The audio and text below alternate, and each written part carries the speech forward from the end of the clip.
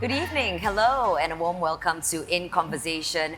For today's episode of In Conversation, we are going to be focusing on saving for 100. It sounds like three quite daunting words.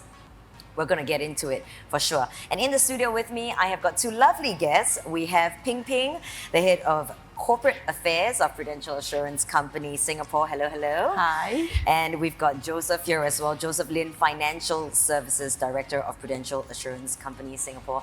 Thank you so much for joining us today. Hi. Thank you. Thank you for having us. Good evening. Do you know that today we have around 1,500 people in Singapore living to 100 years of age? Wow. Yeah, 1,500. And compared to, say, in 1990, there were just 50 centenarians in 1990. So we're talking about, a 30 times increase over the last 3 decades. The topic of saving for 100 is so important because, we have to prepare for that longevity. I mean, it's a gift of time. I mean, the ability to live long, that's a gift of time. When we ask Singaporeans, do they aspire to live up to 100? Yeah.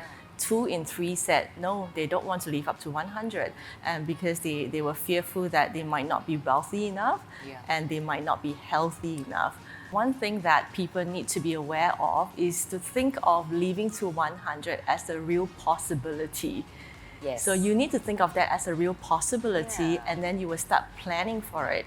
So if you're thinking, no, I'm not going to live till that long, I'm going to live till 80, then you will plan for 80. Yeah. And then you forget about that extra 20 years in your life, you don't plan for it, and when you reach there, that's where you kind of get into trouble. So I think first you have to start thinking, change your mindset, think that living to 100 is a real possibility. Yeah. And don't think of it as a challenge, think of it as an opportunity, because, think about it, if you have 100 years, you have more of life to live, more of life to enjoy.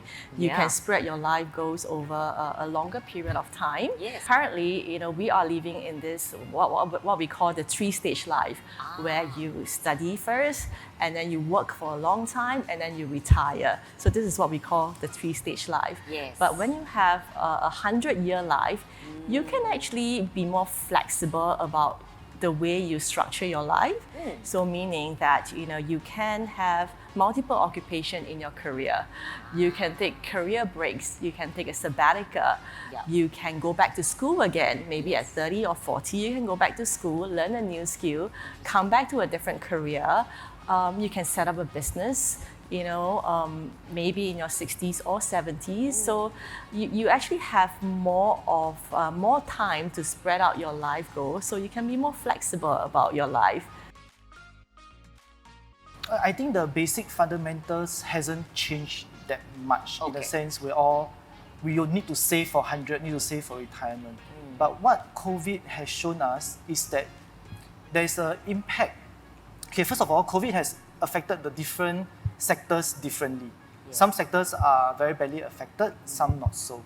So for our employees, Singaporeans working in the not so affected sectors, they actually find themselves saving more during this period of time. No overseas trips, no expensive meals in the CBD because they all work from home. Even they pump less petrol, right? Taking less, you don't drive as much, you don't, same exactly. thing. Yeah. So there's a segment of the population who are actually saving more during this time. Yes. But of course, we also have a lot of Singaporeans who are affected, whose jobs are at risk, the insecurity about their pay raise, annual bonuses, etc. So, but the only thing that we know from this pandemic, what this pandemic has taught us, is that it is very, very important to be prepared for the uncertainty. They must appreciate the importance of planning. It is not exactly like YOLO, you cannot really YOLO all the way, so you must have some forward thinking. Yes. Secondly, there's this term called the latte factor. I'm not sure if you've heard of this. No, I haven't. Okay, this is a financial. It's a term like cafe latte, like the coffee, the coffee drink. The latte. Okay, right. So there's this term coined by a financial author in America called latte factor. Yes. I think in Singapore maybe we should call it the bubble tea factor.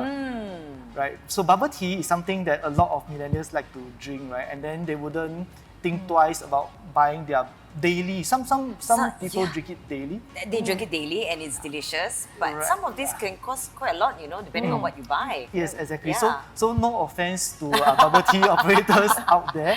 Okay. It's a nice drink. Yes, but what the latte factor or the bubble tea factor is talking about is that all these small little items, right, they all add up to something quite significant over time. Right. Yes, so we do need to watch our daily spending Yeah. and be mindful that the small things that we are spending on daily do add up to quite a fair bit. Yeah. So yeah. a very practical tip that I have for our audience out there Yes. is to start recording your expenses. Keep a Wow. daily ledger of your expenses. At what percentage of your salary should you actually save? Okay, the general advice is at least about 30%, 30 to 50%. I mean, if you are very, very new to the workforce, Yeah. your income might not be so much in absolute terms. So Yes. of course, there isn't that much disposable for you to set aside. Okay. Okay, but let's say you are in your 30s, Yes. for example. Yeah. I think 30% is quite a good gauge. Let me explain why, right? Okay, yeah. Okay, yeah. Because- 30 to 50, is what you're yeah, saying. Okay. yeah, because traditionally we work for about 40 years, assuming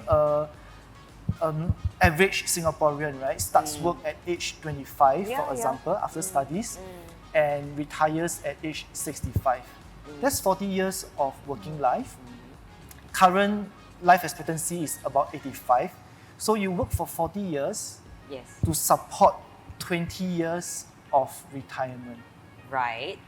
So if you are only setting aside 10% of your savings, right, for 40 years, Okay. it's very hard for you to sustain 20 years. Okay, Of I your see life. where he's going with that Yeah. calculation. In this reality, is there such a thing as retiring early?